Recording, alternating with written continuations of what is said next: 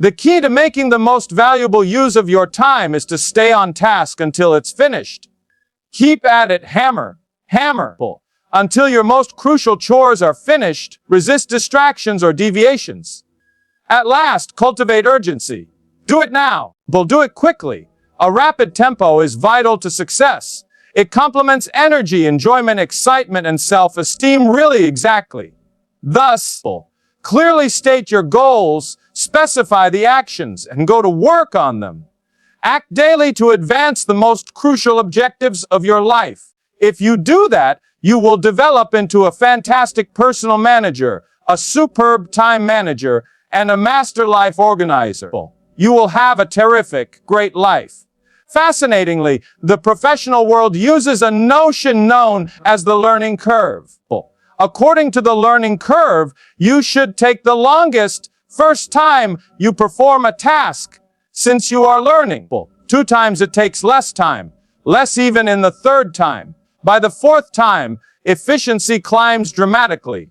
In fact, learning curve theory says that simply doing the same job over time, you can cut the time required by as much as 8%. This is why batching tasks is a crucial time management strategy. What does this mean?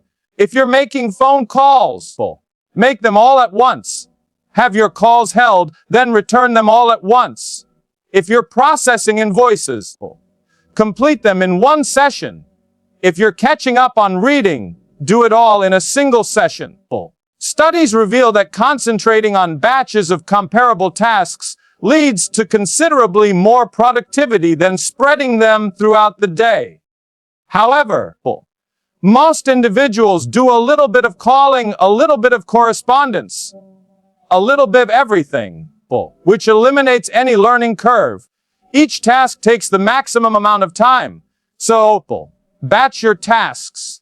Group them together and tackle them at once. The second principle is neatness. It's typical to hear people say, "It's okay if my desk is messy. I know where everything is." While bright folks with good memories can often identify things, they are wasting their mental resources to compensate for inefficiency.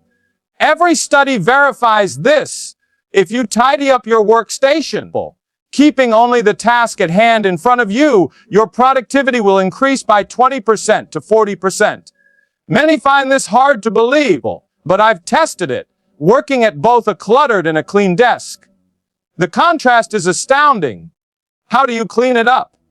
It's simple. Use the TRA system. T is for toss. Your wastebasket is your best friend. Get rid of anything unneeded. R stands for refer. If it's not relevant to you, assign it to someone else. S stands for action. Place key tasks into an action file. F is for file. Store critical documents, but always ask yourself, what would happen if I didn't have this? If the response is nothing serious, discard it. Once you've organized everything using TRA, work through your action file. Neatness applies everywhere, even in the kitchen. If you take something out, utilize it, and put it back promptly, you will do significantly more in less time. The rule is simple. If you're not using it, put it away, even if it means placing everything off your desk or workspace onto the floor briefly. Do it. If you're regularly on the road, ensure your briefcase is organized, containing everything you need and nothing extra. Neatness is crucial for productivity.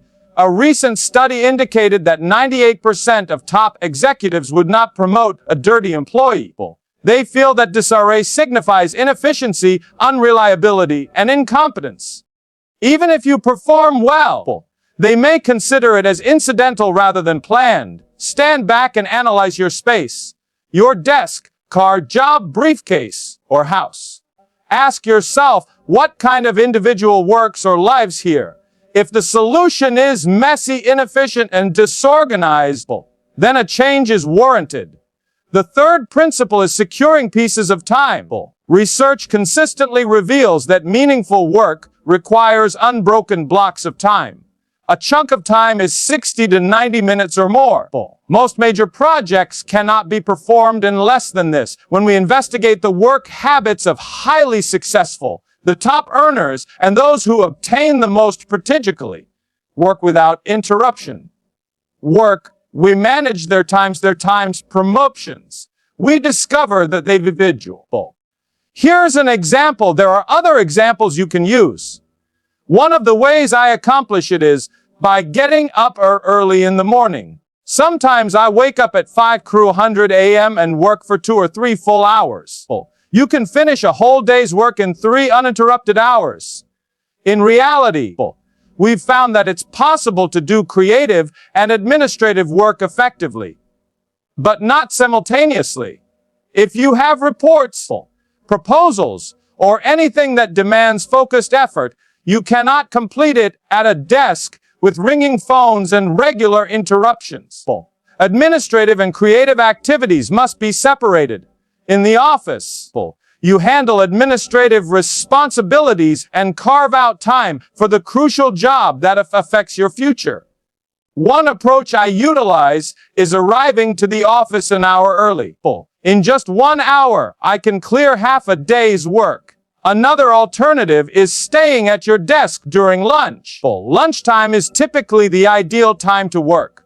Plus, if you work from 1200 to 100 and then head out for lunch, you'll escape the crowds, get in and out swiftly, and return to work effectively. Another strategy is remaining late. Sometimes, working from 500 to 700 permits you to do a full day's work. Regarding travel, I fly frequently, as do many others. A single undisturbed hour on an airplane, if you're organized with your work in your briefcase, is worth 3 office hours. If you travel, take vital work so you can be productive. Once on the plane, I work like a machine. I love window seats because they allow me to focus without disturbances. Many aspects of this course, for instance, were developed on flights. Now let's discuss transition time. Remember, in life, you're rewarded for the worth of your contribution. To earn more, you must learn more. The most successful people consistently acquire new knowledge, staying up to date and excelling in their industries. Information in any business doubles every 5 to 7 years, meaning you must likewise double your knowledge within that span merely to stay competitive. The key rule: devote 1 hour daily to self-improvement. Read, study, and take notes. Less than an hour means you're going behind. 2 hours puts you ahead. Here's how to make time for learning and growth. First, use your commute. The average driver logs 12,000 to 20,000 miles annually, corresponding to 500 to 1,000 hours on the road. If you're on the Los Angeles highways, the amount jumps to 1,500 to 2,000 hours, equivalent to 12 to 25 work weeks, or up to 2 university semesters. Many individuals squander this time listening to the radio, but you can become highly informed in your profession simply by listening to audiobooks or courses while driving. Another crucial use of transition time is coffee breaks. The average person takes 2 20-minute breaks daily, 40 minutes total. That adds up to 200 minutes weekly, or 10,000 minutes annually, equivalent to 166 hours or almost 4 full work weeks. If you spend this time reading on a subject, you may become an expert within a year. Instead of simply sipping coffee, read about time management, goal setting, communication, or your industry. If you want to be an amazing salesperson, for example, merely reading for 20 minutes in the morning and afternoon and applying what you learn could double your income within a year. Most individuals, however, waste their coffee breaks reading the sports section, unconscious that their lives is passing them by. Another key changeover period is lunch. The average person takes an hour daily, reaching 250 hours annually, 6 full weeks. If you spend this time reading content that promotes your career, you will become one of the best educated professionals in your sector within 3 to 5 years. Yet, most people waste this opportunity. One final tip: when reading magazines, don't carry complete issues. Instead, pull out the important articles, file them, and spend every spare time to expand your knowledge. You're traveling. Keep that file with you. You're sitting waiting for something. You're in a waiting room. You're taking a trip. You have appointments that are canceled. Just bring out your file and stay current. Remember, keep taking in more knowledge. Use those what are called gifts of time. These are gifts of time given to us by God, and we can do anything we wish with them. But high-performing human beings use those gifts of time as though they were precious, while low-performing human beings do not. Which do you want to be? Okay, the next is what we call the telephone. You know, the telephone is interesting.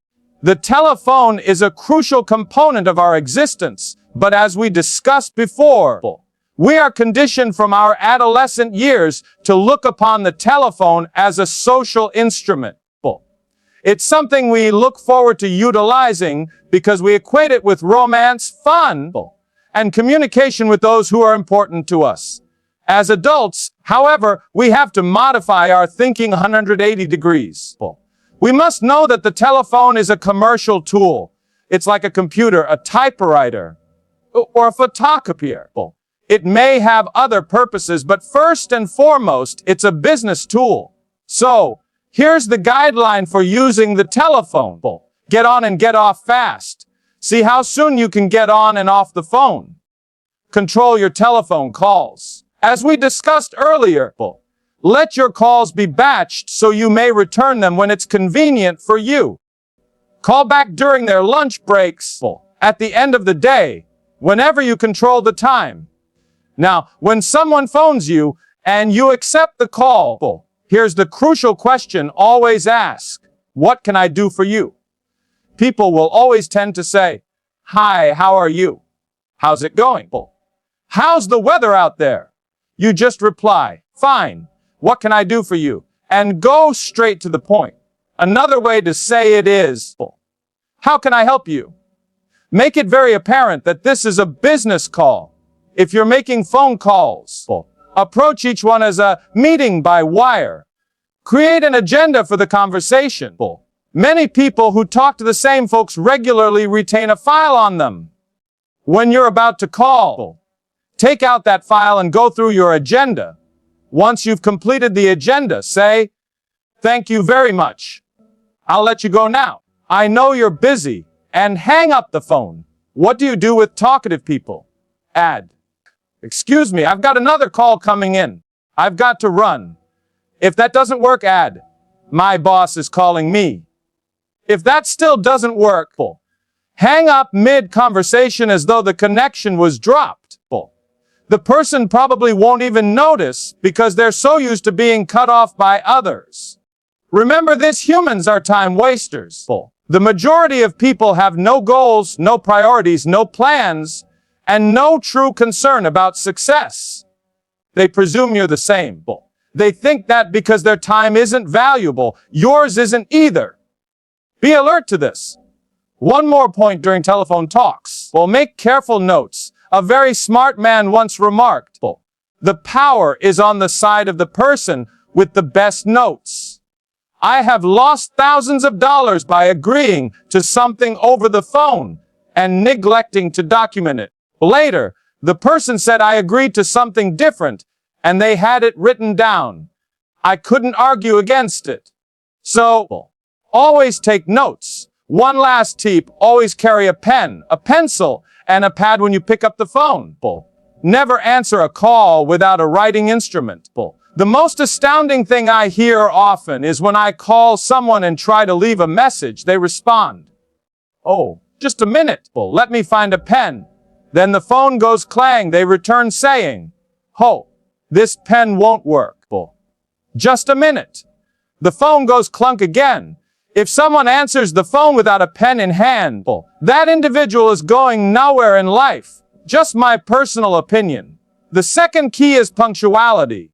One of the most essential reputations you can develop is that of being punctual, being on time. My friend Joel Weldon says it well.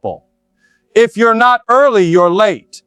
There is only one exact minute in any appointment when you're precisely on time. If you're not early, you are late. Less than 5% of Americans are punctual. Less than 5%. And those people stick out. If you want to distinguish yourself from the average individual, create a reputation for punctuality. Pretty soon, people will exclaim, "Wow, he or she is always on time." Let me tell you something about punctual people.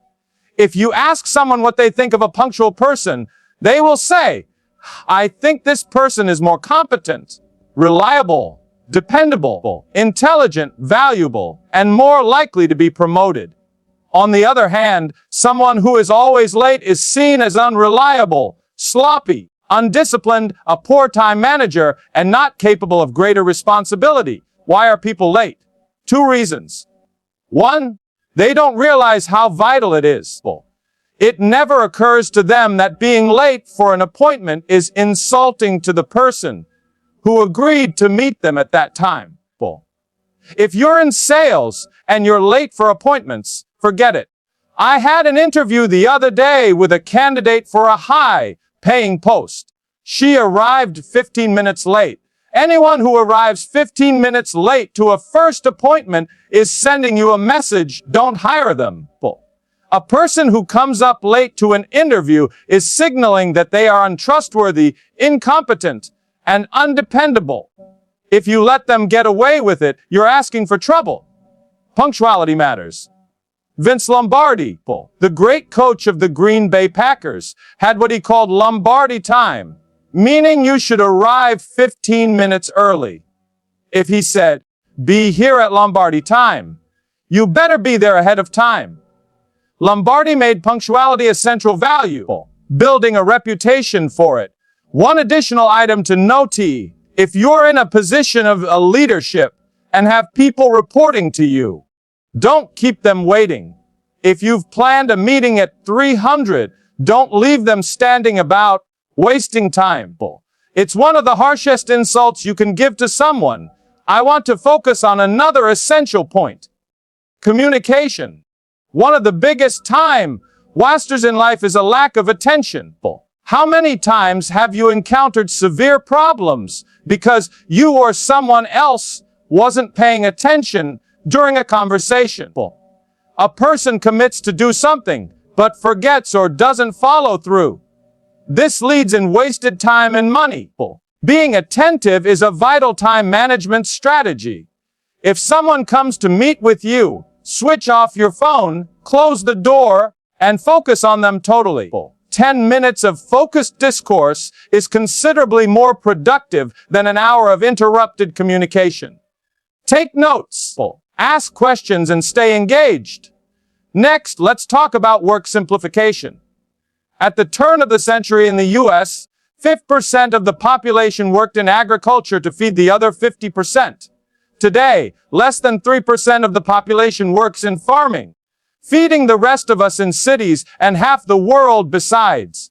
This transition happened due to mechanization, systematization, and simplification of agricultural procedures. In reality, every major improvement since the Industrial Revolution has been focused towards simplifying tasks. Always look for ways to perform work faster, easier, cheaper, and better. The people that succeed in their professions are those who streamline existing procedures and create efficiencies. Here are 6 or 7 basic concepts that will help you get more done in less time. Work longer. This seems apparent, but working longer hours isn't always the answer, as your productivity declines with exhaustion and mistakes might seep in. Work faster. You may do more in less time if you improve your speed without sacrificing quality. Do fewer activities, but focus on more important tasks. Prioritize tasks that offer a larger payoff in a shorter time span. This is crucial to enhancing productivity.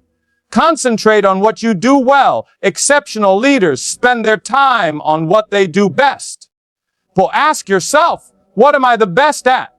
Focusing on these strengths can substantially enhance your productivity.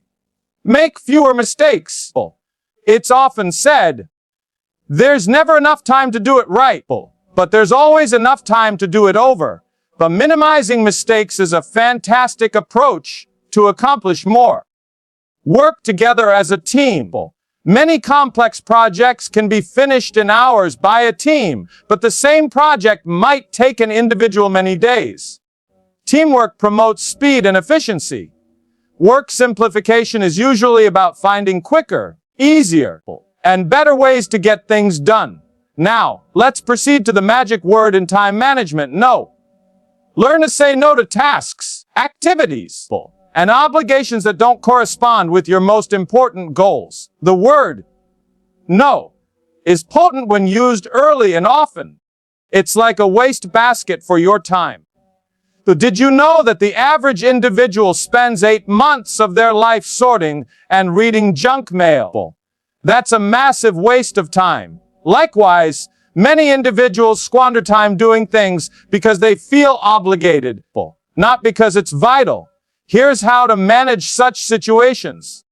When someone you respect asks you to take on something or join a committee, especially if you're in a position of authority, respond, "Let me think about it and get back to you." This allows you time to consider and decide. If you need more time, say, "I can't make a decision right now. I need to think about it."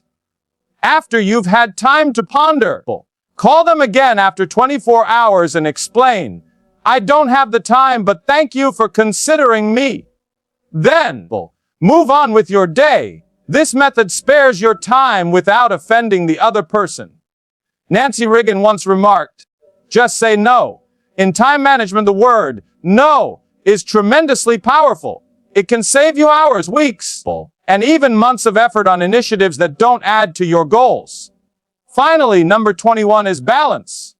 In time management, you must ask yourself, what is the aim of managing your time well? What is the objective getting an extra 2 or 3 hours each day? The answer is simple: to improve the quality of your life. The most essential things in life are your health, peace of mind, and relationships. In fact, the quality of your relationships is the true measure of your life's quality. Therefore, take time to develop your relationships. Spend time with your spouse, loved ones, parents, and children. Life is about controlling your time so you can focus on the things that matter most to you. When we start out, we frequently imagine that if we succeed in our careers, we would have the leisure to enjoy life and do things for ourselves and our families.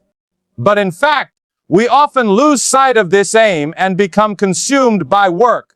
Do you know how much time the average working parent spends talking to their child? Only 30 seconds every day. Do you know how much time the average couple spends having intimate conversations? Only 4 minutes, according to current studies. It's vital to be clear about your priorities and principles. The people you love, your health, vitality, peace of mind, and your emotional and spiritual growth must be your highest priorities. These are the true keys to a fulfilling existence. When you utilize time management tools, remember that their objective is to enhance the quality of your life.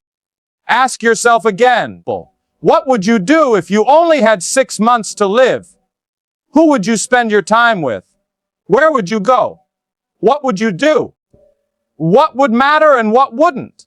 If you ask yourself these questions repeatedly, it will help you maintain balance in your life. Everything in moderation.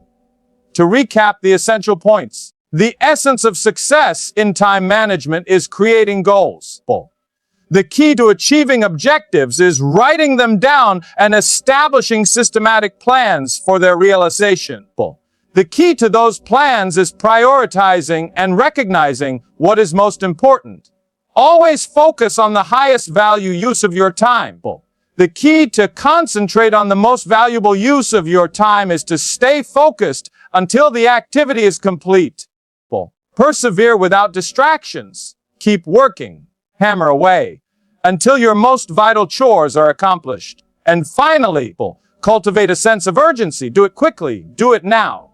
A rapid tempo is vital to success. It goes hand in hand with energy, enthusiasm, happiness, and self-esteem.